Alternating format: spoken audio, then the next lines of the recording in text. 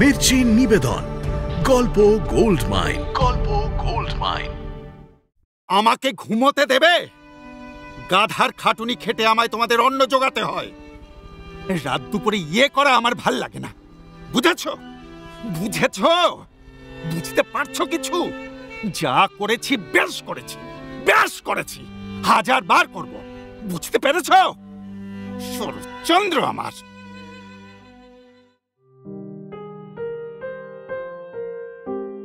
মির্চি গল্প গোল্ড মাইনে আপনাকে স্বাগত। মণিমাণিক্যে ভরা বাংলা সাহিত্যের কিছু কালজয়ী উপন্যাস ও গল্প দিয়ে সাজানো আমাদের এই মির্চি গল্প গোল্ড মাইন। শুনছেন সুচিত্রা ভট্টাচার্যের একটি বিখ্যাত উপন্যাস হেমন্তের পাখি। লিখতে গিয়ে অদিতি টের পেল সে লিখতে প্রায় ভুলেই গেছে। তবু বহু চেষ্টায় একদিন শেষ হয়ে গেল তার প্রথম গল্প। বর আর ছেলেদের সেধে গল্প শোনাতে গিয়ে অদিতি বুঝল আসলে তার এই নতুন চেষ্টাটা কেউই খুব গুরুত্ব দিয়ে নিচ্ছে না। তারপরেও দ্বিতীয় গল্পে হাত দিল অদিতি। যা পড়তে তাকে এক সাহিত্য সভায় নিয়ে যাবেন হেমেন মামা।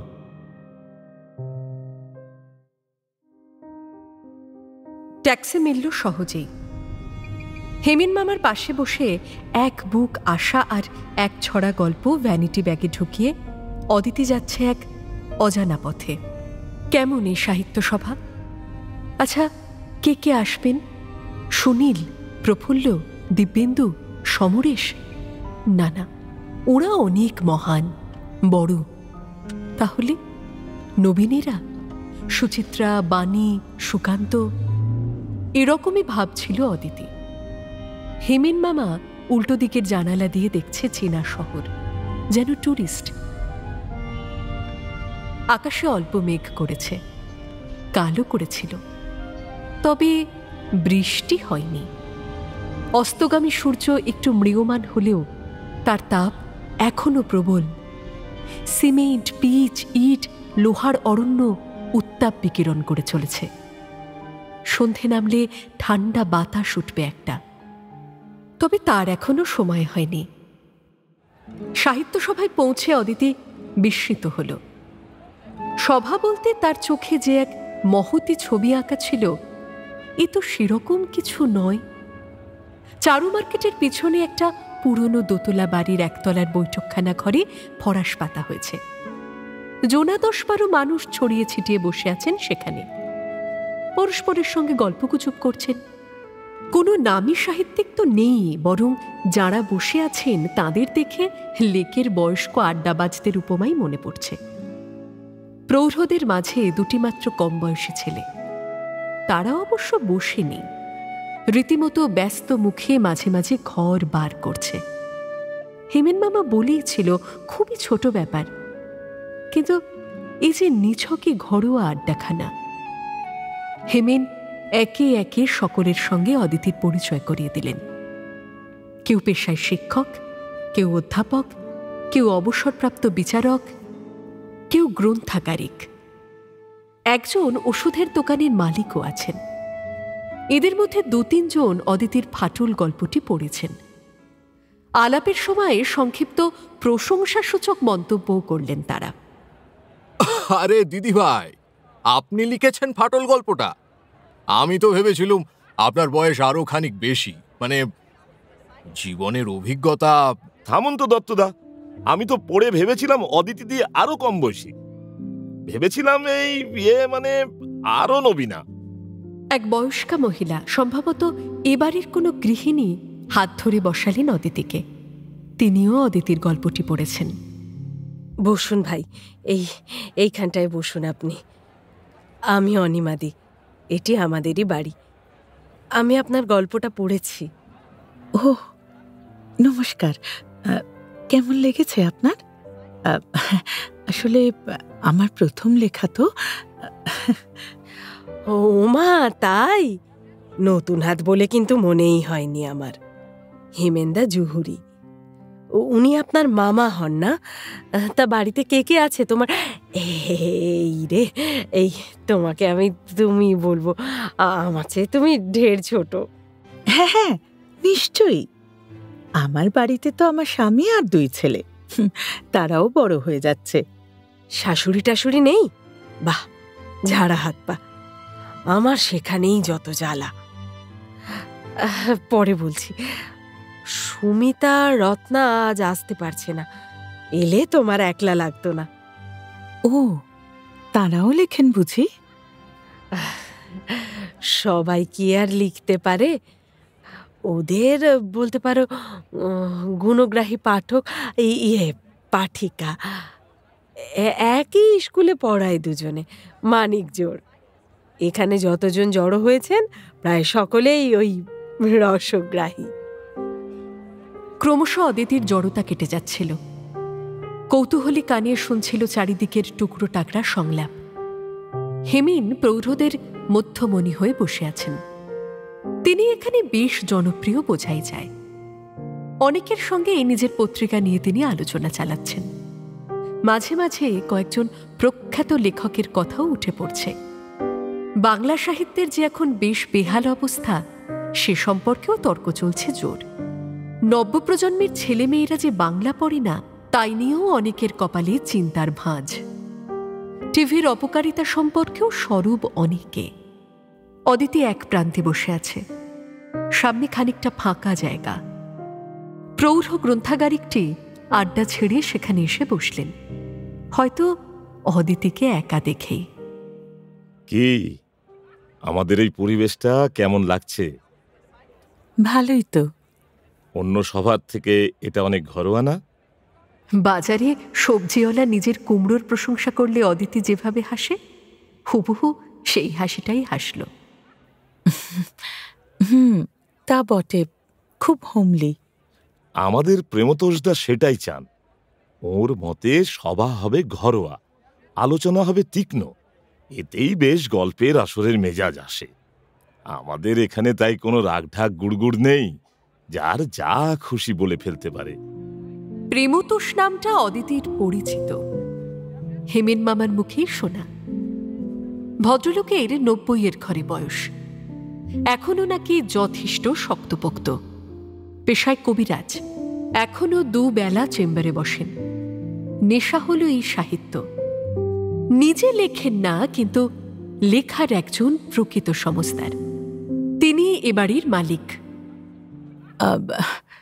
প্রেমতোষ বাবুকে দেখছি না তো?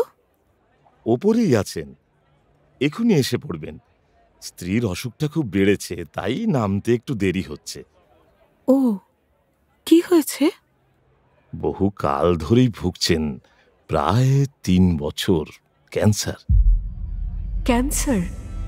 অদিতি হতভম্ব হয়ে গেল। কই, হেমেন মামা তো একবারও বলেনি সে কথা। হ্যাঁ, আগের দিন বলছিল বটে প্রেমতোষবাবুর স্ত্রী নাকি অসুস্থ, কিন্তু অসুখটা যে ক্যান্সার, আশ্চর্য। তারপরেও এ বাড়িতে আজ এই সভা, হট্টগোল। অবাক হবেন না, এ বাড়িতে সাহিত্য সভা থাকলে পৃথিবী উল্টে গেলেও তা বন্ধ হবে না। দেখলেন না প্রেমতোষদার পুত্রবধূকে, অনিমাদি, একবার করে শাশুড়ির কাছে বসছেন, একবার নিচে এসে তদারক করে যাচ্ছেন। উনিও কিন্তু খুব বড় সাহিত্য রসিক, নামি দামি পত্রিকার গল্প উপন্যাসের সমালোচনা করেন, মাঝে মধ্যেই খবরের কাগজে চিঠিপত্র লেখেন। একটা কলেজেও পড়ান ইংরাজি, এবছরই বোধহয় রিটায়ার করেছেন। অদিতির সব কেমন গুলিয়ে যাচ্ছিল।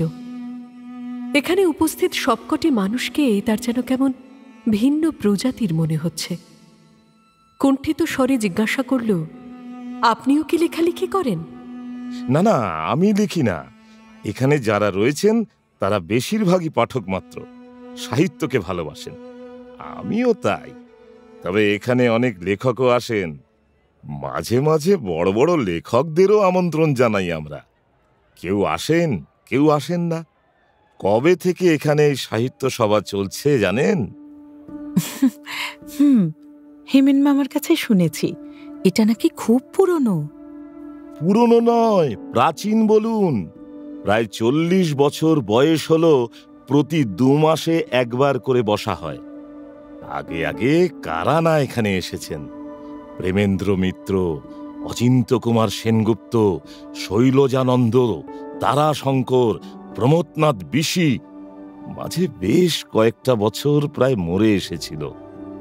হেমেন্দা কলকাতা ফিরে আবার আসরটাকে জমানোর চেষ্টা করছেন। অদিতি চোখ ঘুরিয়ে একবার হেমেন মামাকে দেখে নিল। কে একটা পত্রিকা খুলে কোনো একটা লেখা পড়ে শোনাচ্ছে দুই শিক্ষককে। আলগা হেসে বলল, হ্যাঁ, হেমেন মামার এই ব্যাপারে খুব উৎসাহ। শুধু হেমেন্দা নিজের লেখাটাই ধরে রাখতে পারল না, এই যা। অথচ এককালে হেমেন্দার তীর্থযাত্রী উপন্যাসটা কি পপুলারই না হয়েছিল। আমার লাইব্রেরিতে রেগুলার ইস্যু হতো। বইয়ের নামটা যেন মনে পড়ছিল অদিতির। আমার স্ট্রিটের বাড়িতে আছেও বোধহয়। হেমেন মামা যে কেন এখনো লেখে না, এ প্রশ্ন অদিতির মনেও এসেছে। বার কয়েক হেমেন মামাকে জিজ্ঞাসাও করেছিল, সদুত্তর পায়নি। ঠাট্টার ছলে অন্য কথায় চলে যায় হেমেন মামা। না, এবার একদিন হেমেন মামাকে চেপে ধরতেই হবে। প্রেমতোষ নেমেছেন, সঙ্গে অনিমা। দুজনের ঠোঁটে আপ্যায়নের হাসি।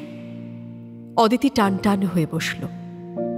কোনো বিষয়ে কতটা নিবেদিত প্রাণ হলে পারিবারিক বিপর্যয়ের উপরে এরকম হাসির প্রলেপ দিয়ে রাখতে পারে মানুষ? কেনই বা পারে? ছাপার অক্ষরে নিজেদের নাম দেখার অভিলাষ নেই, সভা সমিতি করে নিজেদের প্রচার ছড়ানো উদ্দেশ্য নয়। শুধু সাহিত্যকে ভালোবেসে এভাবে এতগুলো মানুষ সঙ্গোপনে এক জায়গায় জড়ো হয়। সুপ্রতিম বা পাপাই তাতাই শুনলে নির্ঘাত বলতো, উন্মাদ উন্মাদ সব। তাকিয়ায় হেলান দিয়ে বাবু হয়ে বসেছেন প্রেমতোষ। সত্যি তার শরীর এখনো ঈর্ষণীয় রকমের মজবুত। দেখে ৭০-৭৫-এর বেশি মনে হয় না। আলকাতরার মতো গায়ের রং, ধপধপে সাদা চুল, হাত গলার চামড়া শিথিল হলেও হাঁটা চলায় এক আশ্চর্য তৃপ্ত ভঙ্গি। তুলনায় অনিমাদির শরীর অনেক ভেঙেছে। প্রেমতোষকে তার শ্বশুর বলে মনেই হয় না। সভা যত ক্ষুদ্রই হোক, তার একজন সভাপতি থাকে। প্রেমতোষ সম্ভবত এই সভার স্থায়ী সভাপতি। তবুও হেমেন নিয়ম মাফিক তার নামটি প্রস্তাব করলেন, সমর্থনও করলেন একজন। অনিমা একটা খাতা খুলে সভার বিবরণী লিখছেন। সকলকে দিয়ে সইও করিয়ে নিলেন প্রথমে। সভা শুরু হল। আজকের সভায় গল্প পাঠের জন্য দুজনের নাম স্থির হয়ে আছে, অনল গুপ্ত আর অদিতি মজুমদার। অনল দুই তরুণীর অন্যতম। সেই প্রথম স্বরচিত গল্প পড়ল। গল্পটি একটু জটিল ধরনের। অনলের পড়ার ভঙ্গিটিও ভারী নিষ্প্রাণ। গল্পটি অদিতি ঠিক অনুধাবন করতে পারল না। গল্প শেষ হওয়ার পর একে একে আলোচনা করলেন সকলে। প্রায় তর্কের মতো বাগযুদ্ধ চলল খানিকক্ষণ। ভালো লাগা মন্দ লাগা মিশিয়ে বেশ প্রশংসিতই হল লেখাটা। এবার অদিতির পালা। কাপা কাপা হাতে ভ্যানিটি ব্যাগ থেকে গল্পটা বার করল অদিতি। হঠাৎই যেন অস্বাভাবিক দ্রুত লয়ে চলতে শুরু করেছে হৃৎপিণ্ড। তালু শুকিয়ে আসছে, জিভ খরখরে। জীবনে এই প্রথম তার সামনে এক রাশ মনোযোগী শ্রোতা, যাদের এই মুহূর্তে অন্য কোনো কাজ নেই, যারা শুধু অদিতির গল্প শুনতে এসেছে। এক নিঃশ্বাসে গল্পটা পড়ে ফেলল অদিতি। তার আশা পরে শেষ পর্যন্ত ছোট বাড়িটা থেকে আরেকটা বাড়িতে উঠে গেছে। এবারের ভাড়া অনেক বেশি, ২৪ ঘন্টা জল। বাড়িটাও আগের থেকে বড়। তারা যে ফ্ল্যাটের জন্য জীবন পাত করছিল, তার চেয়েও বড়। গল্পের শেষে যেন নিজেকে সান্ত্বনা দেওয়ার মতো করে কথাটা আশা বলছে পরেশকে। পরেশ নিশ্চুপ, মনে মনে বলছে, এখানেও কি আমাদের পুরোপুরি ধরে যাবে আশা? প্রাণপণে চাইলেও আমরা কি কোথাও কোথাও সম্পূর্ণ ধরাতে পারি নিজেদের? এ গল্পটার আলোচনা তেমন জমল না। দু তিনজন দায়সারা গোছের বললেন কিছু। একজন জানালেন গল্পটি লেখিকার ফাটল গল্পের তুলনায় অনেক বেশি দুর্বল হয়ে গেছে, বিশেষত পরেশের আরতি যেন তেমনভাবে ফোটেনি। প্রেমতোষ আর অনিমার মতে গল্পটির ভাষা আগা গোড়া ঝরঝরে, কিন্তু লেখিকার আরো বেশি যত্নবান হওয়া উচিত ছিল। হেমেন নীরব, অদিতি বিষণ্ণ হয়ে গেল। গল্প পাঠ শেষে চা বিস্কুট খাওয়া হলো, টুকটাক কথাও হলো খানিক। অদিতির মন বসছিল না কিছুতেই। এত কষ্ট করে সংসারের উদ্বৃত্ত সময় কৃপণের মতো খরচ করে লেখা গল্প কত সহজে নস্যাৎ হয়ে গেল। রাস্তায় বেরিয়েও কথা বলছিল না অদিতি। মৃদুমন্দ বাতাস বইছে, তা যেন একটুও লাগছে না গায়ে। কান এখনো লাল হয়ে আছে। অদিতি ঘামছিল। কি মন খারাপ হয়ে গেছে তো? হালকা একটা শ্বাস ফেলল অদিতি। উত্তর দিল না। বাতাসে মিশে গেল নিঃশ্বাসটা। অদিতি, জীবনের প্রতিটা কাজে মানুষ 100% সফল হতে পারে কি? চেষ্টা করাটাই হলো আসল জিনিস। আমি জানি, খুব ভালোভাবে জানি তুমি চেষ্টা করেছ। কি ভুল বলছি? নিঃশব্দে দুদিকে মাথা নাড়ল অদিতি। সে টের পাচ্ছিল তার ভেতর থেকে একটা জেদ উঠে আসছে। অদিতি ভাঙছিল এক পুরনো অদিতিকে। একদিকে এক পুরুষ্ট গোপ দশাশয় তরুণ শাড়ি পরে ঘোমটা মাথায় দাঁড়িয়ে আছে টুলের ওপর। অন্যদিকে খয়াটে চেহারার তালসুরিঙ্গে যুবকের সর্বাঙ্গ মোটা বেড কাভারে মোড়া। তার উদাস ভঙ্গি দেখে মনে হয় যেন কলকাতার চিরচিরে রোদ্দুরে নয়, নরম শীতের সকালে দার্জিলিংয়ের ম্যালি দাঁড়িয়ে হিমালয়ের শোভা দেখছে সে। উল্টো প্রান্তে মধ্যবয়সী মানুষটি গা ময় লেডিস ব্যাগ ঝুলিয়ে ক্রুশবিদ্ধ যিশু। পাশেই দুহাতে দুপাটি চটি গেঁথে ফটাফট বাজাচ্ছে এক তামাটি কিশোর। সেল সেল সেল, নিয়ে যান নিয়ে যান, এমনটি আর পাবেন না, দুনিয়ায় শেষ পিসখানা চলে গেল। সেল সেল সেল, নিয়ে যান নিয়ে যান। ভরদুপুরে গড়িয়াহাটে চৈত্রের মেলা কলমুখর। ও বৌদি, আরে ও বৌদি যান না, ও বৌদি শোনেন। অদিতি বেশি দূর এগোতে পারেনি। বড় জোর 4-5 পা। বিজবিজে ভিড়ে এক কদম অগ্রসর হওয়াও এখন রীতিমতো সংগ্রাম। চতুর্দিক লোকে লোকারণ্য, লোকারণ্য নয়, প্রমিলারণ্য। একে রবিবার, তাই কাল চৈত্র সংক্রান্তির দিন মেলার মেয়াদ শেষ। তামাম কলকাতার কোনো রমণী আজ বুঝি বাড়ি বসে নেই। হঠাৎ দেখলে মনে হয় যেন এক বিশৃঙ্খল নারী বাহিনী যুদ্ধ শেষে উদ্দাম লুটপাটে নেমে পড়েছে। এই গুতোগুতির মাঝে হাঁটা কঠিন, স্থির থাকা বোধ হয় আরো কঠিন। অদিতি দাঁড়াতে পারছিল না, কোনো ক্রমে গলা উঁচু করল। কেন পিছু ডাকছো? তুমি তো আমার দামে দেবে না। আহা শোনেনি না, এদিকে আসেন, এদিকে আসেন। শোনার কিচ্ছু নেই, আমি আর 1 পয়সাও বাড়াবো না। আর 10 টাকা পারবো না। 5? 1 টাকাও না। তোমার কাছে ছাড়া কি আর কোথাও বেডশিট নেই? আচ্ছা আসেন, নিয়ে যান, আর ঝঞ্ঝাট ভাল লাগে না। অদিতি মুখ টিপে হাসল। এই ভিড়েও লোকগুলোর সঙ্গে দরদাম চালাতে কেন যে তার এত মজা লাগে। মুখগুলো ভারী টানে অদিতিকে। মাল বেচতে কেউ কেমন মরিয়া হয়ে ওঠে, কেউ বা নিরাসক্ত, কেউ সরস সংলাপে জমিয়ে দেয় পরিবেশ। কেনা নয়, কেনার এই অনুষঙ্গগুলোই অদিতির বেশি পছন্দ। এই পিছু ডাকার ধরনটাও। ফিরছে অদিতি, উজান স্রোতে হাবুডুবু খাচ্ছে। 5 পা আসতে কাল ঘাম ছুটে গেল। অদিতিকে বাগে পেয়ে হকার ছেলেটির প্রতিশ্রুতি টাল খেয়ে গেছে। ফুল ফুল বিছানার চাদরটি পাঠ করতে করতে বলল, 5টা টাকা আরো দেবেন বৌদি। কেন? দেখলেন না পরপর 2 দিন বাজার কেমন ঝাড় খেয়ে গেল, ঝড় বৃষ্টি, পুরো লসে ঢুকে গেলাম। এই কাল তো সন্ধ্যের পর ঝড় উঠলো, তোমাদের বাণিজ্য তো হয় সবাই দুপুর বেলায়। শেষ বাজারে দুপুর সন্ধে থাকে না বৌদি। একটা সন্ধে লস মানে ম্যান হলে ডুবে যাওয়া। প্লিজ বৌদি, 5 টাকা।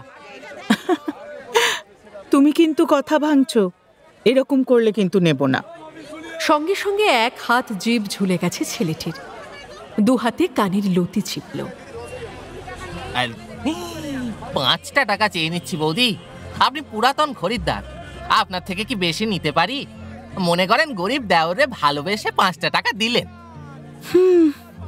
কথার প্যাঁচও জানে বটে। পুরাতন খরিদ্দার, আবার নাকি দেওর বৌদির ভালোবাসা। ঝানু গৃহিণীদের কিভাবে তলতলে করে দিতে হয় তা একেবারে ঠোঁটস্থ। কুসমিনকালে এর কাছ থেকে কিছু কিনেছি বলে তো আমার মনে পড়ছে না। আবার কেমন ওপার বাংলাকে এপার বাংলায় মিশিয়ে ভারী মিঠে একটা ভাষাও বানিয়ে ফেলেছে ছেলেটা। আহারে, সুপ্রতিমকে কখনো ফুটপাতের হকারদের কাছ থেকে কেনাকাটা করতে হয় না। করলেই নিশ্চয়ই চমকিত হতো। এখনো সংসারের 59 রকমের সওদা বাকি।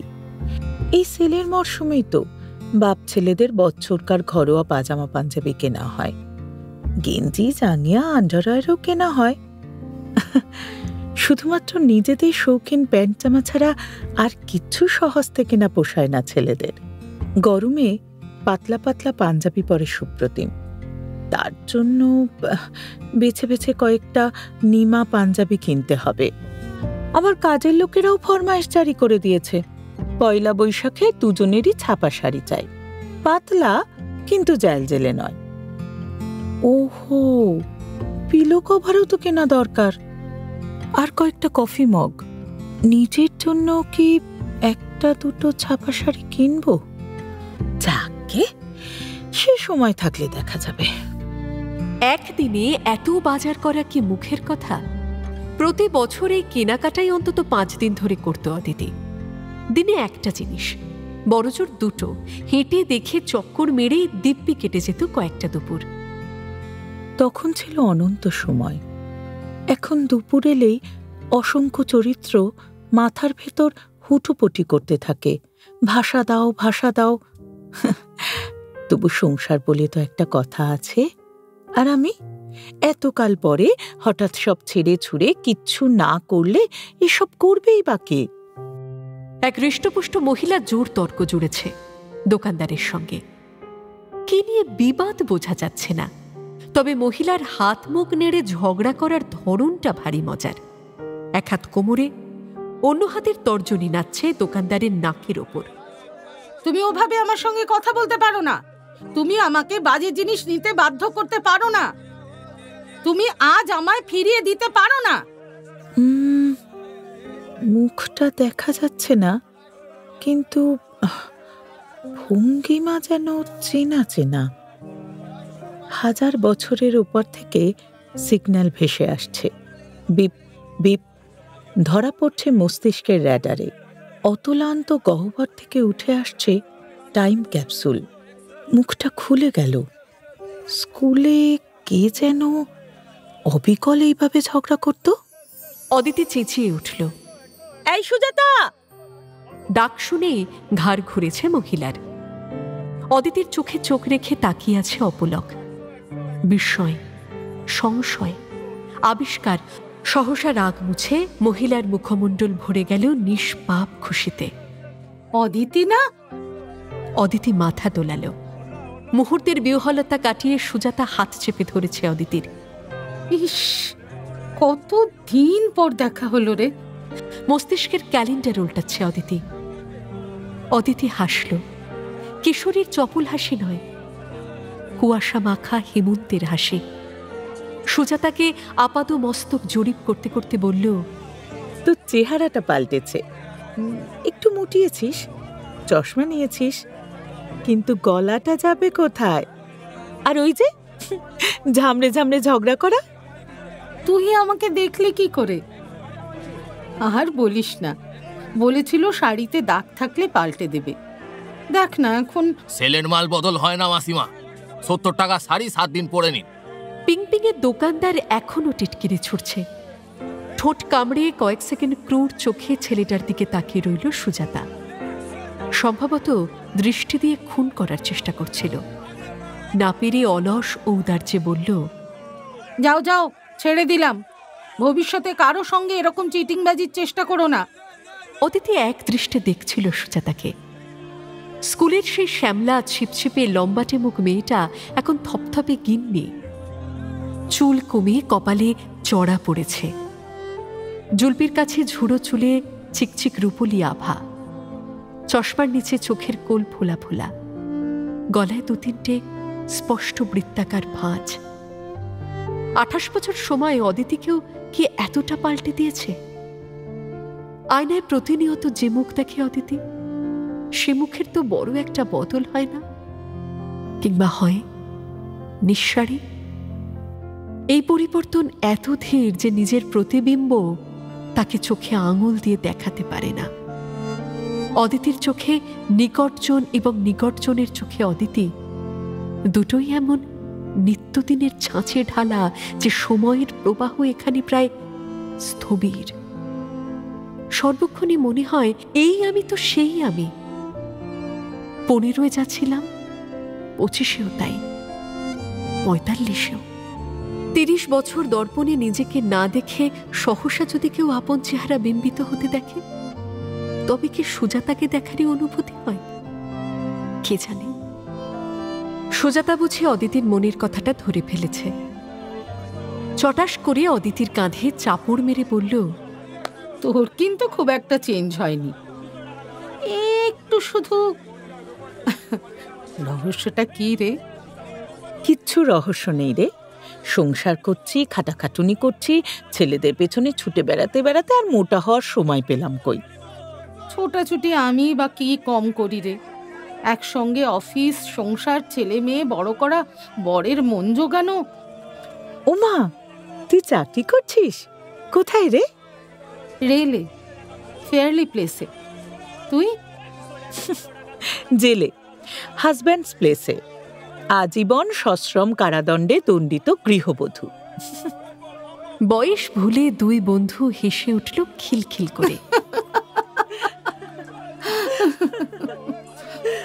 তোকে দেখে আমার হিংসে হচ্ছে রে। ঘরে বসে থেকেও তুই মোটাসনি, আর আমি। এই মনে আছে স্কুলে মোটা মেয়ে দেখলে তুই কেমন হেসে গড়িয়ে পড়তিস?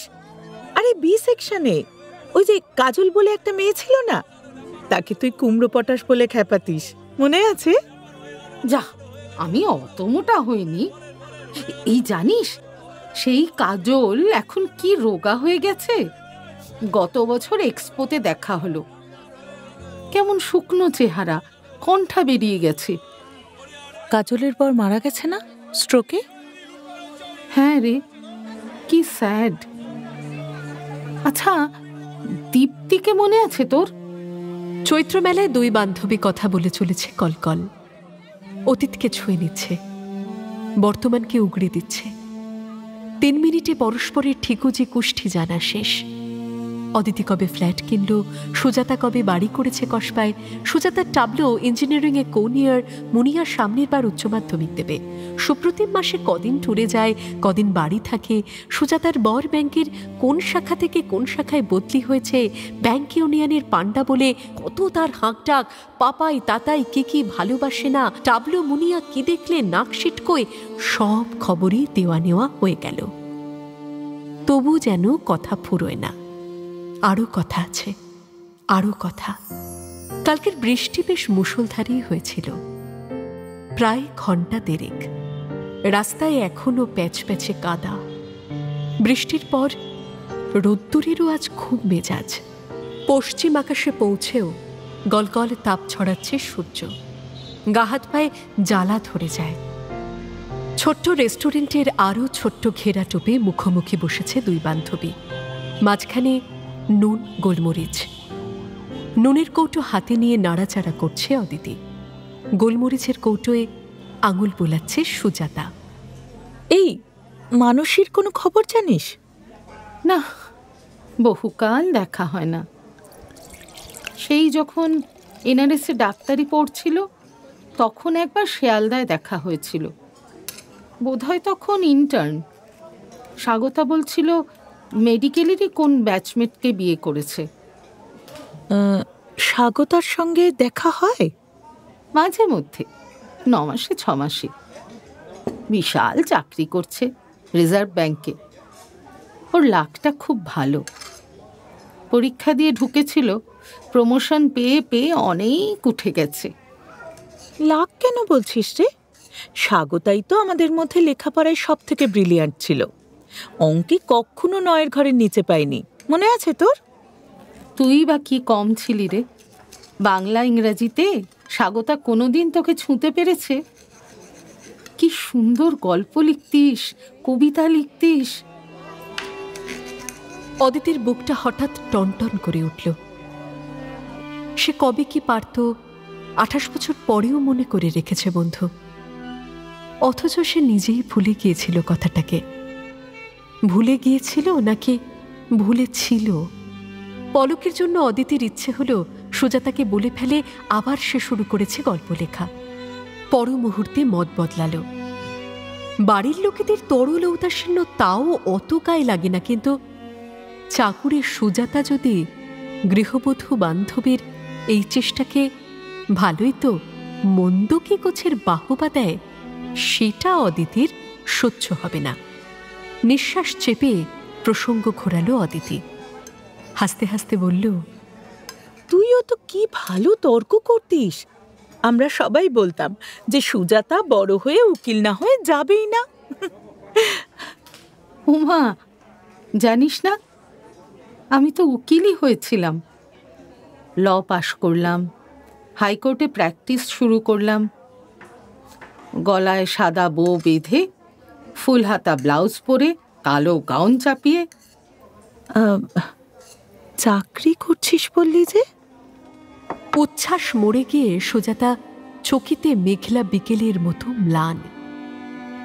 বেয়ারা 2 প্লেট ফিশ ফ্রাই রেখে গেছে। কাঁটা চামচ দিয়ে আস্তরণটা খুঁটছে। প্লেটের দিকেই চোখ তার। তবু যেন নয়ন মেলে দিয়েছে বহু দূরে। বিড়বিড় করে বলল, প্র্যাকটিসটা ছেড়ে দিতে হলো। কেন রে? জমাতে পারলি না? জমানো তো কঠিনই, তবু হচ্ছিল কিছু কিছু। আমার সিনিয়র ছিলেন দীপেশ বাগচি, তাঁরই ছত্রছায়া ছিলাম বলতে পারিস। নিজেও 2-1টা ইন্ডিভিজুয়াল কেস করছিলাম। তো বিয়ের পর সব ভেস্তে গেল। কেন? তোর শ্বশুর বাড়ি কি খুব কনজারভেটিভ? এক কথায় বলা খুব কঠিন রে। তার আগে বুঝতে হবে কনজারভেটিভ কাকে বলে। অদিতি হাঁ করে তাকিয়ে আছে। সুজাতা মলিন হাসল। বলতে গেলে অনেক কথা বলতে হয়। আমাদের বিয়েটা লাভ ম্যারেজ। বিকাশ তো ব্যাংকে ঢোকার পর থেকেই ইউনিয়ন করে। মাঝে মাঝে আসতো হাইকোর্টে, আমার সিনিয়রের কাছে। তখনই আমাদের 4 চোখে মিলন। হাইকোর্টের উকিল মেয়ে দেখে কেউ যে অমন পাগল হতে পারে, আমার বরকে না দেখলে তুই বিশ্বাসই করতে পারবি না। ঘন ঘন কোর্টে আসতে শুরু করলো। ঘন ঘন কেন, রোজই। নিজেদের কেসের কথা আর কতটুকু থাকে। সারাক্ষণ আমি যে কোর্টে যাচ্ছি সেখানে গিয়ে দাঁড়িয়ে আছে। আমার মতো ড্যাশি পুষি স্মার্ট মেয়ে নাকি জীবনে দেখেনি। আমায় কোথায় প্রপোজ করেছিল জানিস? চিফ জাস্টিসের কোর্টরুমে ফাঁকা ঘরে একদম পেছনে ডেকে নিয়ে গিয়ে আমার হাত চেপে ধরে বলেছিল, এই আইনের মন্দিরে শপথ করে বলছি, আমি তোমাকে ছাড়া বাঁচব না। বাহ, দারুণ রোম্যান্টিক ব্যাপার তো। শুনতে সেরকমই লাগে। এক কচি শশা মুখে তুলে কচকচ চিবোচ্ছে সুজাতা। তা বিয়েটা তো হয়ে গেল। শ্বশুরবাড়ির লোকেরও আমাকে নিয়ে তখন কি আহ্লাদ। পাড়া প্রতিবেশী সকলকে ডেকে ডেকে লয়ার বউ দেখায় আমার শাশুড়ি। শ্বশুরমশাই বাড়িওয়ালাকে শাসায়, ঘরে উকিল বউ এসে গেছে, আর আপনাদের ভয় পাই না। এদের কি গোঁড়া বলা যায়? তাহলে তাহলে আর কিছু নেই অদিতি দেবী। পৃথিবীটা যে গোল সেই গোলই থেকে গেল। 1 বছর যেতে না যেতেই শ্বশুরের মনে হতে লাগলো সিনিয়রের চেম্বার থেকে আমি অনেক রাত করে বাড়ি ফিরছি। শাশুড়ির মনে হতে লাগলো বউ সংসারের কোনো কাজই তো করে না। ব্যাস, লেগে গেল অশান্তি। আর বর মুখে কিছু বলতো না, প্রগতিশীল মানুষ তো, পার্টি ফাটি করে, তবে তার হাবভাবে আমি টের পেতাম। আরে ভাই, প্রেম করার জন্য ড্যাশি পুষি মেয়ে ঠিক আছে, ভীষণ অ্যাট্রাকটিভ, কিন্তু বিয়ে করলে সব পুরুষই বউকে একটু শাঁখা সিঁদুর নোলকে দেখতে ভালোবাসে। নিজে বিছানায় শুয়ে ইউনিয়নের গল্প করতে পারে, বউ কোর্ট কাছারির কথা বললেই মনে হবে পাশে একটা আইনের বই শুয়ে আছে। শ্বশুর শাশুড়ি বর যাকেই কোনো কথা যুক্তি দিয়ে বোঝাতে যাই, সেইভাবে আইনের ধারা দেখাচ্ছি। ফেড আপ হয়ে প্র্যাকটিসের চেষ্টা ছেড়ে দিলাম। নিজেই ছাড়লি? অগত্যা, ঘর সামলাতে গেলে সিনিয়র কথা শোনায়, আর কাজে বেশি ইনভলভড হলে ঘর। এর মধ্যে ছেলেটাও হয়ে গেল, পুরোপুরি ফিরে পড়ে গেলাম। চাকরিটা ধরলি কবে? ছেলে হওয়ার পর। বরই বলল, ঘরে চুপচাপ বসে থেকে কি করবে, একটা সাদামাটা সরকারি চাকরির চেষ্টা করো। বয়সটা ছিল, পরীক্ষায় বসলাম, জুটেও গেল। সব দিকে শান্তি, নো অ্যাম্বিশন, নাথিং। আরে অত আফসোস করছিস কেন? তাও তো তুই একটা চাকরি বাকরি করছিস, 5 জনের সঙ্গে মিশছিস, স্বাধীন জীবন। স্বাধীন জীবন না হাতি। চাকরি করা মেয়েদের পায়ে শিকলটা আরো শক্ত করে বাঁধা থাকে। সকাল থেকে কুকুরের মতো দৌড়ে মরো, রান্না দেখো, বর মেয়ের টিফিন গোছাও। তবু ভাগ্য ভালো ছেলে এখন হস্টেলে থাকে, নইলে তারও ফরমাস থাকতো। তারপর নাকে মুখে গুঁজে ভিড় বাসে যুদ্ধ করতে করতে অফিসে দৌড়ো, সেখানেও আতঙ্ক, লাল দাগ পড়ে যাবে। তারপরও কত চিমটি কাটা, কথা চালাচালি হয় অফিসে। মেয়েরা কেন যে শুধু ছেলেদের ভাত মারতে অফিসে আসে? অত যদি বাড়ির চিন্তা, তো বাড়ি বসে থাকলেই হয়। কাজ করবে কি? 4টে বাজতে না বাজতে বাড়ি ফেরার জন্য সব ছোঁক ছোঁক করছে। তোরা মুখ বুঝে শুনিস এই সব? সুখে আছিস রে ভাই, এক নৌকোয় পা দিয়ে আছিস। ঘর বার দুটো একসঙ্গে সামলানো হলো গিয়ে দড়ির উপর দিয়ে হাঁটা, কন্টিনিউয়াস ব্যালেন্স। সেই কোন যুগে চাকরিতে ঢুকেছিলাম, এখনো সার্কাসের খেলা দেখিয়ে যাচ্ছি। চা এসে গেছে। ভ্যানিটি ব্যাগ থেকে রুমাল বার করে মুখটা মুছল অদিতি। ঠিক বুঝতে পারছিল না কোন জীবনটা সুজাতা চেয়েছিল, ঘরের না বাইরের।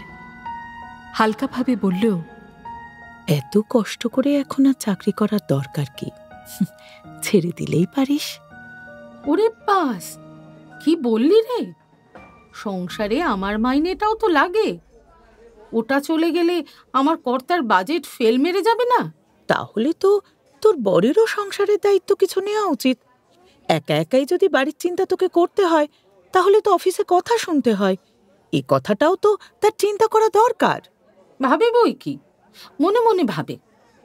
ইউনিয়ন মিটিংয়ে লেকচার দেওয়ার সময় ভাবে, আর বাড়ি এসে ঠ্যাঙের উপর ঠ্যাং তুলে শুয়ে পড়ে। কখন ফিরেছ? এই এলে বুঝি? গরম গরম 1 কাপ চা খাওয়া তো, বড্ড টায়ার্ড। ও, তুমিও টায়ার্ড? তাহলে আর চায়ের ঝামেলায় যেও না, কফি বানাও।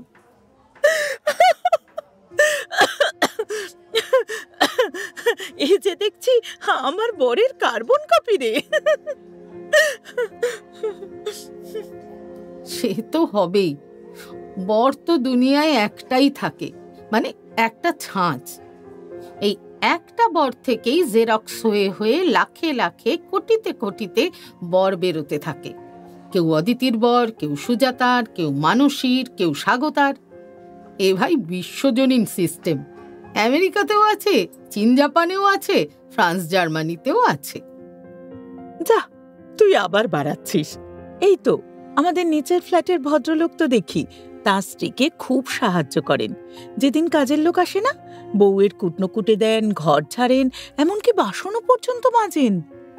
ওগুলো জেরক্সের ডিফেক্টিভ কপি। দেখিসনি জেরক্সে কোনো কপি তেড়া বেঁকা হলে কি কালি বেশি কম হলে সেই কপিগুলোকে ফেলে দেওয়া হয়? তারাই হলো ওইসব লক্ষ্মীবর। আমাদের অফিসেও আছে 2-1 পিস। তাদের নিয়ে যা ঠাট্টা তামাশা চলে আমরা মেয়েরাও করি। বলি জরুকা গোলাম। বাঁধি দেখে দেখে চোখ সয়ে গেছে তো, গোলাম দেখলে চোখে লাগে। যাকে যাক, এভাবে তো যা হোক করে কাটিয়ে দিলাম জীবনটা। আর 20-25টা বছর টেনে দিতে পারবো না। হাসতে হাসতে কথা বলছে সুজাতা, তবু যেন হাসিতে কোথায় একটা চোর কাটা বিঁধে আছে। অদিতি বুঝতে পারছিল। বাড়ি ফিরে মরার মতো শুয়ে রইল অদিতি। পুরনো বন্ধুর সঙ্গে এতকাল পর দেখা হয়ে মনটা কোথায় নীল আকাশে হয়ে যাওয়ার কথা, তার বদলে কোত্থেকে একরাশ বাদুলি মেঘ এসে জড়ো হচ্ছে মনে। উঠে কেনাকাটাগুলো দেখতে ইচ্ছে করছে না। সুপ্রতিম আর তাতাই ড্রয়িং স্পেসে, তাদেরও দেখার কোনো চাড় নেই। খবরের কাগজ খুলে দুজনের গজল্লা চলছে। ছেলেও আজকাল শেয়ার মার্কেটে উৎসাহী হয়ে পড়েছে। বাজারের ওঠানামা নিয়ে সপ্তাহভর গবেষণা চলে বাপ ছেলেতে। সপ্তাহ শেষে মিলোয় কার অনুমান সঠিক। তাতাই বইয়ের পাতা উল্টোচ্ছে কিনা সেদিকে বাবার নজর নেই। কিন্তু অদিতির অপছন্দের এই নেশাটাকে দিব্যি ছেলের মধ্যে চাড়িয়ে দিচ্ছে। খানিক পরে সুপ্রতিম ঘরে এলো, বোধহয় দেশলাই টেশলাই খুঁজতে। ঈষৎ গুমড়োনো অদিতিকে দেখে দাঁড়িয়ে গেল।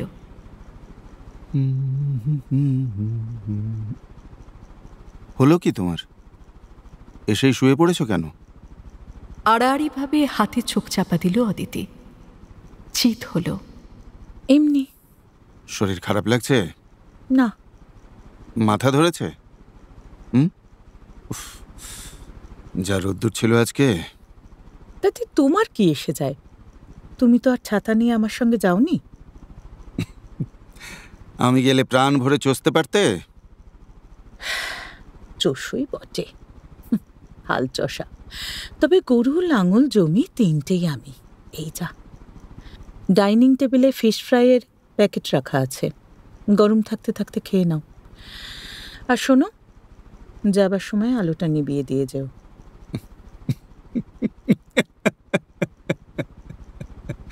কি ব্যাপার বলো তো? গল্পের প্লট মাথায় ঘুরছে নাকি? আমি কি সারাদিনই গল্প ভাজি? তাহলে তোমাদের সংসারটা চালায় কে? বলে কি লাভ, কি বোঝে। বাইরে মেঘ জমেছে, বিদ্যুৎ চমকাচ্ছে হঠাৎ হঠাৎ। নীল শিখায় আকাশের একপাশ ফালা ফালা হয়ে গেল।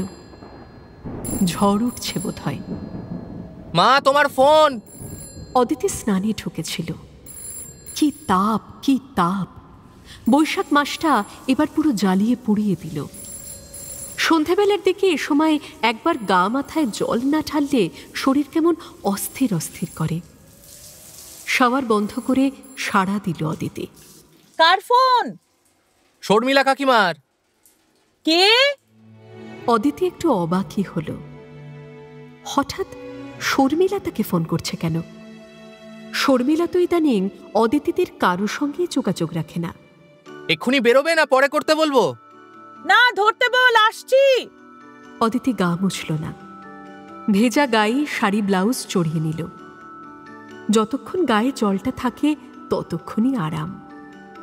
আঁচলে মুখ মুছতে মুছতে রিসিভার তুলল অদিতি। কি রে, তুই হঠাৎ? তোর সঙ্গে একটা জরুরি কথা ছিল। আমার সঙ্গে? বল। ফোনে বলা যাবে না। তুই আমার সঙ্গে একটু দেখা করতে পারবি? তা এখানে চলে আয় না।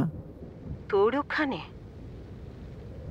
কথাটা কিন্তু একটু কনফিডেন্সিয়াল, মানে তোকেই বলতে চাই। আচ্ছা, কখন তোকে একা পাওয়া যাবে? দুপুরের দিকে তো আমি একাই থাকি। দুপুর? ঠিক আছে, কাল থাকবি? থাকবো। অদিতি সামান্য কৌতূহলী হল। তোর তোর ছেলের খবর কি? ভালো আছে। অদিতি আরেকটু টোকা দিল। তুই কি বাপের বাড়ি থেকে ফোন করছিস? না রে, পাবলিক বুথ থেকে। শোন, আমি যে যাব সেটা কিন্তু কাউকে বলিস না। আই মিন সুপ্রতিম ডাকে, প্লিজ। টেলিফোন রেখে একটুক্ষণ ভাবল অদিতি। শর্মিলার ব্যক্তিগত সমস্যায় অদিতির কি করার আছে? অদিতি যতদূর শুনেছে দীপকদার সঙ্গে শর্মিলার ছাড়াছাড়ির ব্যাপারটা কোর্টে চলে গেছে। সুপ্রতিমকেই বা বলতে বারণ করল কেন? সুপ্রতিম কি শর্মিলার সঙ্গে কিছু? ধ্যাত, তা কি করে হয়? কাল্পনিক ভাবনায় চাঁদি গরম করা পোষাল না অদিতির। তার হাতে এখন অনেক কাজ। পাপাইয়ের পরীক্ষা চলছে। এ সময় ছেলের কিছু কিছু বাতিক সামলাতে হয় অদিতিকে সারা দিন ধরেই। দুপুরে রাতে কখনোই পাপাই এখন পেট পুড়ে খাবে না, তাতে নাকি ঘুম পেয়ে যায়। আবার খালিও রাখা চলবে না পেট। খিদে পেলে পাপাইয়ের মনঃসংযোগে অসুবিধা হয়। ঘন্টায় ঘন্টায় এখন খাওয়ার আয়োজন। সন্ধেবেলা একবার মিল্কশেক খাবে। 8টা নাগাদ আম। সেই আম আবার কেটে ফ্রিজে ঢুকিয়ে রাখতে হবে এখনই। যথেষ্ট ঠান্ডা না হলে আমে নাকি স্বাদ আসে না। এরই মধ্যে ক্ষণে ক্ষণে বন্ধুরা আসছে, অথবা হঠাৎ হঠাৎ ঊর্ধ্বশ্বাসে বন্ধুদের বাড়ি ছুটছে পাপাই। তারা তারা নোটস ধরিয়ে দিচ্ছে অদিতিকে। মা, প্লিজ চটপট জেরক্স করে এনে দাও না। নিজের লেখাই এখন শিখিয়ে তোলা, অন্যের ভাবনা নিয়ে গালে হাত দিয়ে বসবে অদিতি। আর সুপ্রতিমকে এক রাত কথাটা না বললে অদিতির কি পেট ফেটে যাবে? কাল দুপুর অবধি দেখাই যাক।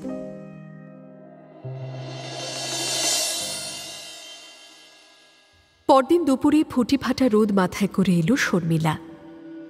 পাপাইয়ের আজ থিওরিটিক্যাল পরীক্ষার শেষ দিন। কাজের লোকরাও বাড়িতে নেই।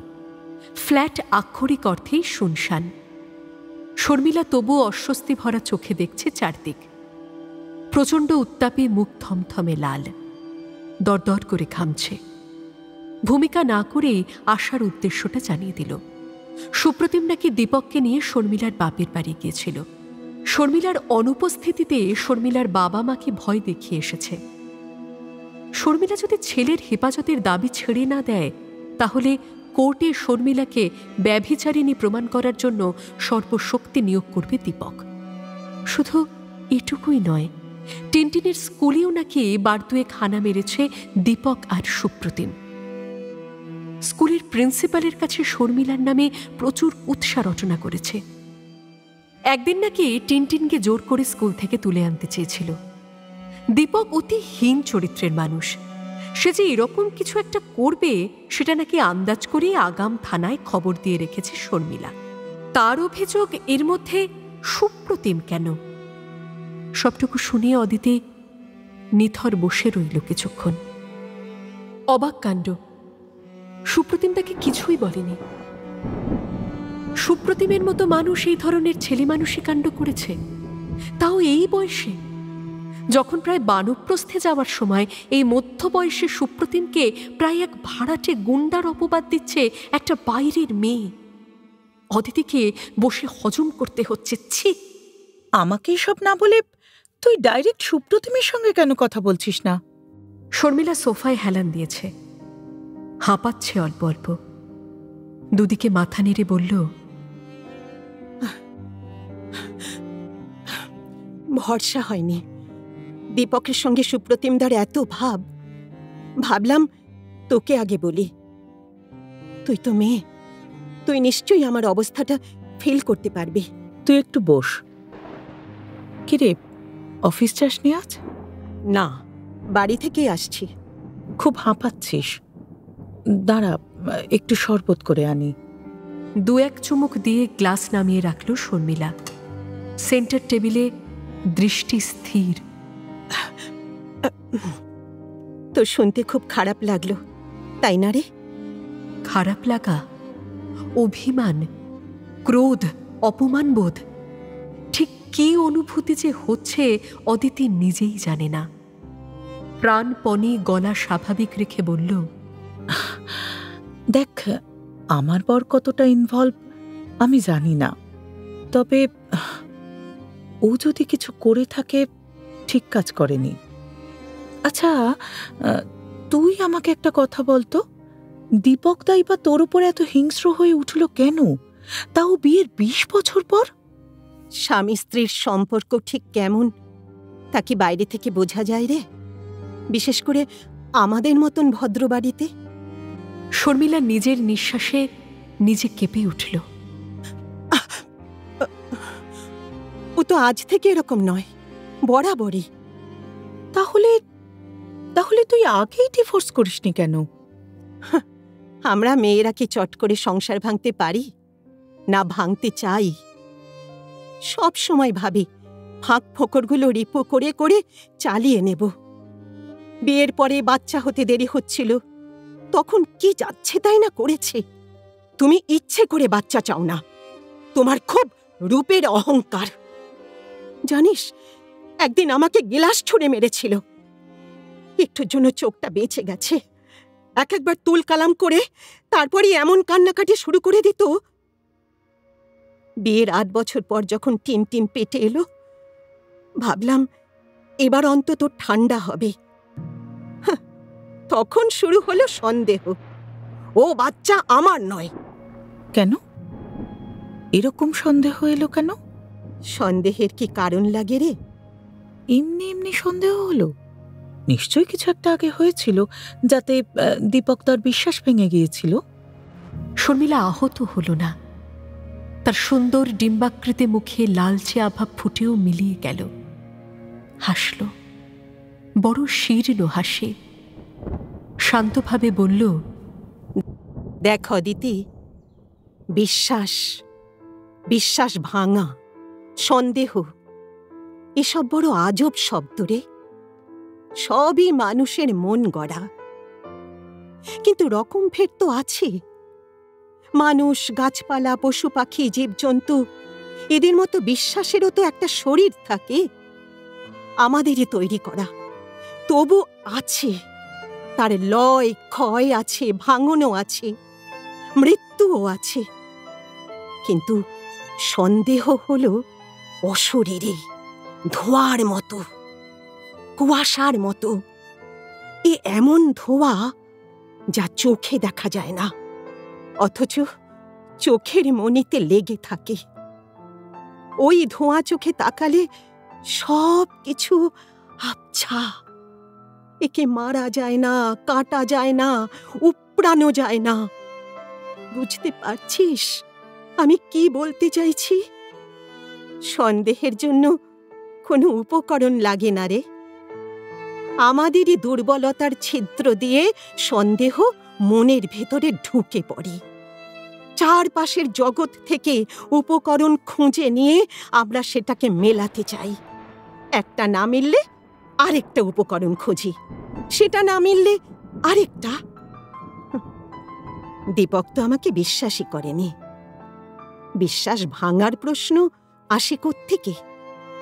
তার তো আগাগোড়াই সন্দেহ। বাচ্চা হচ্ছে না কেন তাই নিয়ে সন্দেহ, বাচ্চা হচ্ছে কেন তাই নিয়েও সন্দেহ।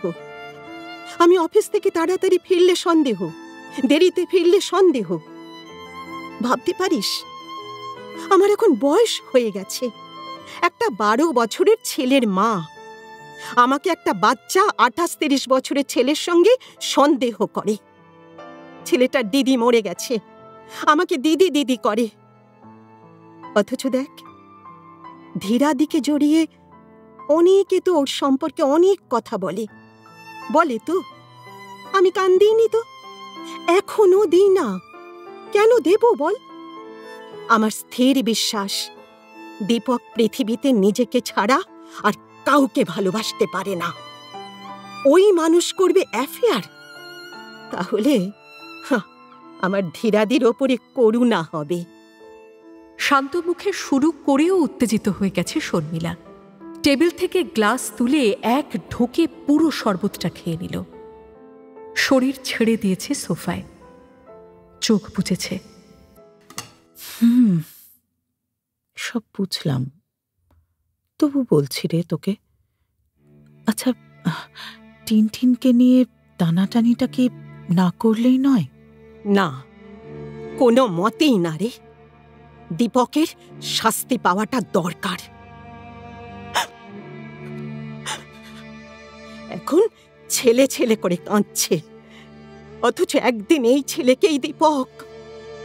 আসলে কি জানিস তো, টিনটিনকে কেড়ে নিয়ে ও আমাকে জব্দ করতে চাইছে। আর আমি প্রাণ থাকতে টিনটিনকে ছাড়বো না। আমার এগেনস্টে ও যদি 5টা অ্যালিগেশন আনে, আমি ওর এগেনস্টে 50টা অ্যালিগেশন আনব। অনেক ইনসাল্ট সহ্য করেছি। আর নয়, যখন কম বয়স ছিল তখন অনেক সোশ্যাল ব্যারিয়ার ছিল। এখন আর আমি কিচ্ছুকে ভয় পাই না, কিচ্ছুকে না। অদিতি শর্মিলাকে দেখছিল। 20 বছর একসঙ্গে ঘর করার পরও পারস্পরিক সম্পর্কে এত বিতৃষ্ণা জমতে পারে। তাহলে সম্পর্ক কথাটার অর্থ কি? শিকড়বিহীন হয়ে শুধু ডালপালা ফুলপাতা মেলে দাঁড়িয়ে থাকা, অথবা দড়ির উপর হাঁটা, ব্যালেন্স করতে করতে সার্কাসের খেলার মতন? রাত্রে শোয়ার আগে কথাটা তুলল অদিতি। সরাসরি নয়, একটু বাঁকা পথে। নিরীহ মুখে সুপ্রতিমকে জিজ্ঞাসা করল, হ্যাঁ গো, দীপকদার সেই কেসটার কি হলো? মামলা চলছে। কে করলো শেষ পর্যন্ত মামলা? দীপকদা না শর্মিলা? শর্মিলা। তবে দীপকও ছাড়নেওয়ালা নয়, লড়ে যাবে। কি নিয়ে লড়বে? ডিভোর্স নিয়ে? আচ্ছা, দীপকদা কি ডিভোর্স দিতে চায় না? দীপক টিনটিনকে দিতে চায় না। ছেলের কাস্টাডি নিয়ে মনে হয় জোর টানাটানি চলবে। গরমকালে রাত্রে এ বাড়িতে মশারি টাঙানোর চল নেই। রাসায়নিক ট্যাবলেট রক্তচক্ষু মেলে সারা রাত মশা তাড়ায়। নতুন একটা ট্যাবলেট যন্ত্রে গুঁজে দিল অদিতি। সুইচ অন করে বলল, শর্মিলারই কিন্তু কাস্টাডি পাওয়া উচিত। কেন? কারণ ও টিনটিনের মা। ছেলেরা মায়ের কাছে থাকাটাই বেশি প্রেফার করে। দেখো কে পায়। আচ্ছা, দীপকদা যে জেদ করছে, ছেলে নিয়ে সামলাবে কি করে? সন্ধেবেলা তো বোতল খুলে বসবে, ছেলের পরকাল একেবারে ঝরঝরে হয়ে যাবে। আরে ছাড়ো তো, যার ছেলে সে বুঝবে। আমাদের মাথা ঘামানোর কি দরকার? বলছি, পাপায়ের প্র্যাকটিক্যাল পরীক্ষা কবে? সোমবার ডেট দেবে। অদিতি আয়নার ভেতর দিয়ে সুপ্রতিমকে দেখছিল। চোখ না সরিয়ে বলল, দীপকদাদের ব্যাপারে আমাদের কোনো মাথা ঘামানোর দরকার নেই বলছো, কিন্তু তোমার এতদিনের বন্ধু। আরে কি আর করা যাবে? সম্পর্ক যদি না টেকে, better part as friends then live together as enemies. ওরা এখন দূরে থাকলেও শত্রু, কাছে গেলেও শত্রু। ইদানিং ওদের রিলেশনটা বড় তিক্ত হয়ে পড়েছিল। এই তোমার হঠাৎ দীপকদের ব্যাপারে এত উৎসাহ কেন? ইঁদুর বিড়াল খেলাটা আর পছন্দ হচ্ছিল না অদিতির। খড় গলায় বলে উঠল অদিতি, তোমার উৎসাহ নেই? আমার? হ্যাঁ হ্যাঁ, তোমার। ন্যাকামি করছো কেন? শর্মিলা আজ দুপুরে এখানে এসেছিল। ঘরে বসে মুনি ঋষির মতো কথা বলছো, আর এদিকে 7 জায়গায় শর্মিলার নামে কুচ্ছ গেয়ে বেড়াচ্ছ। আচ্ছা, তোমার লজ্জা করে না? ছি ছি ছি ছি, শর্মিলা কি অপমানটাই না করে গেল আজ। হঠাৎ মিথ্যে ধরা পড়ে গেলে অসহায় অবস্থাতেও একটা রাগ আসে, মরিয়া কিন্তু অক্ষম রাগ। সিগারেট ধরিয়ে ফসফস টানল সুপ্রতিম। ঘষে ঘষে ছাইদানিতে নেবালো।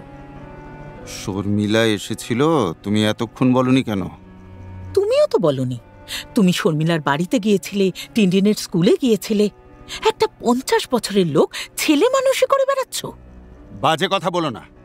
শর্মিলা যা বলে গেছে সবই বুঝি ধ্রুব সত্যি? তা সত্যিটা কি তুমি বলো না? পেটে চেপে রেখে দিয়েছ কেন? আমি তো সত্যিটাই জানতে চাই। দেওয়ালে পিঠ ঠেকে যাওয়া বেড়ালের মতো খুনি চোখে তাকাচ্ছে সুপ্রতিম। নিঃশ্বাস ফেলছে জোর জোর। ধকধক করে গোটা জগের জল শেষ। বেড সুইচ টানল খাটের বাজুতে, পরাত করে আলো নিভিয়ে দিল। অন্ধকার হিসিস করে উঠেছে।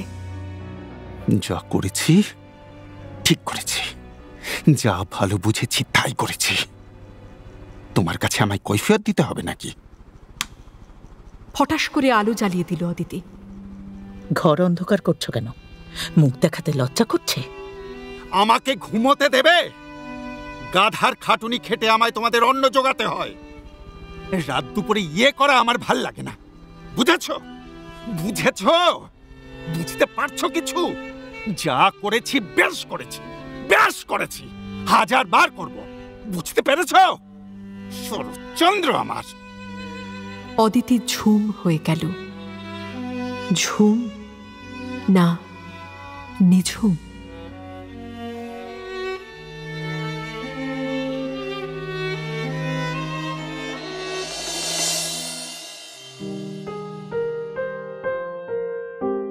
শুনলেন সুচিত্রা ভট্টাচার্যের হেমন্তের পাখি। আজ শুনলেন পর্ব 4, নাট্যরূপ ও উপস্থাপনায় শিবাশিস বন্দ্যোপাধ্যায়, পরিচালনায় দেবলীনা আচার্য, বিশেষ তত্ত্বাবধানে সৌভিক গুহ সরকার, সৃজনশীল পরিচালনায় ইন্দ্রাণী চক্রবর্তী, প্রযোজনায় ভিজুয়াল অডিও।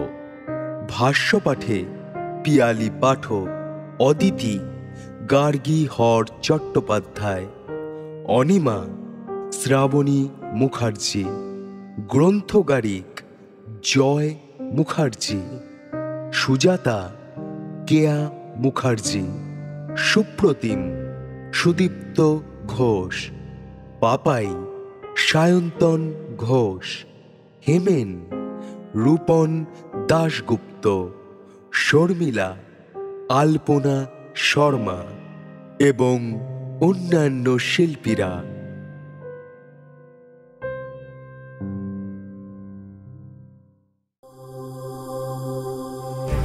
মির্চি নিবেদন, গল্প গোল্ড মাইন। গল্প গোল্ড মাইন।